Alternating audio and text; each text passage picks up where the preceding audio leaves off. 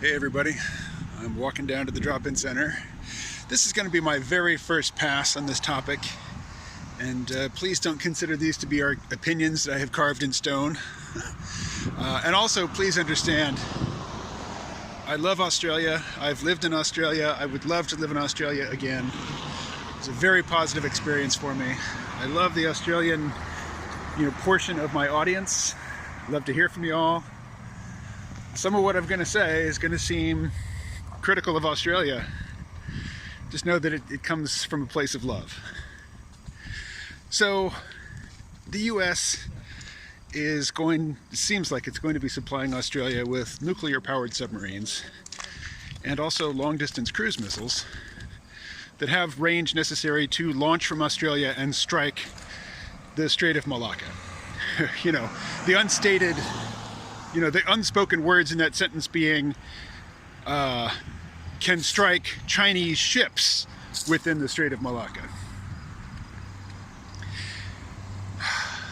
China has been expanding dramatically, building out like crazy for 20 years now.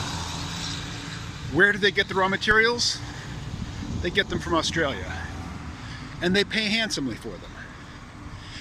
Australia and China, they've enjoyed this long-standing, prosperous material relationship, which has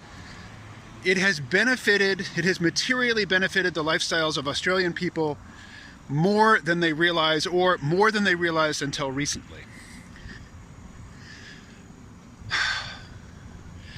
Life is better in Australia than it is in the United States.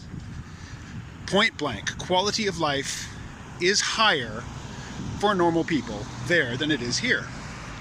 Australia doesn't have the sprawling precariat, which is struggling like mad to run as fast as it can to keep ahead of its creditors and to give the appearance, the plausible aspect of a lower middle class existence, when really a lot of the people who identify socially here in the United States as middle class are basically former middle class people. They're people with middle class parents, but they themselves, just in terms of their income and their material existence, they're just poor. They live in material poverty while struggling to keep up the pretense of a lower middle class existence. That's not a struggle that Australians are intimately familiar with like Americans are. But if you break up with China, you will be. You will become familiar. Americans didn't just out of the blue for no reason decide, hey, we all really want to be fucking heroin junkies and die of overdoses fucking daily. That wasn't just some spontaneous whim that struck us. That is a result of the despair and the diminishing horizon of hope from so many Americans, particularly middle-aged men who used to be employed and no longer are. When a man suffers, particularly a middle-aged man, suffers a blow to his self-esteem, and his self-esteem is tied to his role as a breadwinner or as a worker or as somebody who does what he's supposed to do and enjoys the justified material benefits for doing so, when that illusion is shattered, middle-aged men self-destruct. When the Soviet Union fell apart, they self-destructed with vodka. We don't have time to wait, for that slow death by alcoholism. We need fentanyl, we need to get it done, get it over with.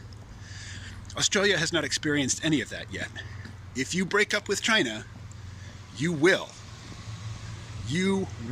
understand what the US precariat has been going through for, increasingly worse circumstances for the past couple of decades. It's coming. And I see this realization dawning in the Australian consciousness, and it manifests in the police response, the over-the-top authoritarian response by Australian police to COVID. Beating people, pepper spraying old women and children, to protect them from COVID. To me, this is the Australian psyche arguing with itself. Do we really want to pry China's claws out from our flesh and divorce ourselves from it? Or do we really just want to embrace the ugliest aspects of Chinese authoritarianism and accept them as the price of material prosperity?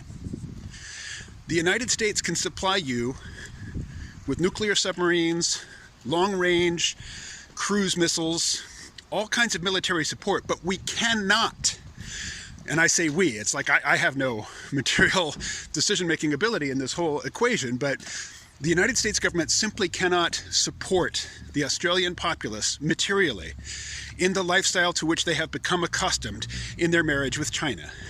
And if you divorce China, there will be no alimony. You will have to get a fucking job at Walmart, you know, or your equivalent out thereof, and work. And I'm not saying that Australians are lazy or that they don't work. It's just you've had the opportunity to work for a decent living wage for a very long time now, so long that you take it for granted. And when you're faced with the prospect of not being able to do that anymore, you're going to flirt with the alternative. The alternative is just embrace hardcore, high-tech, ideological authoritarianism, and just accept it as the price of your material prosperity and comfort. Or you can live like citizens of the United States, some of whom are very comfortable, many of whom are desperate and killing themselves. You haven't tasted this yet, but it is definitely a potential future which is staring you in the face from inches away. So again, with love, talk to you later.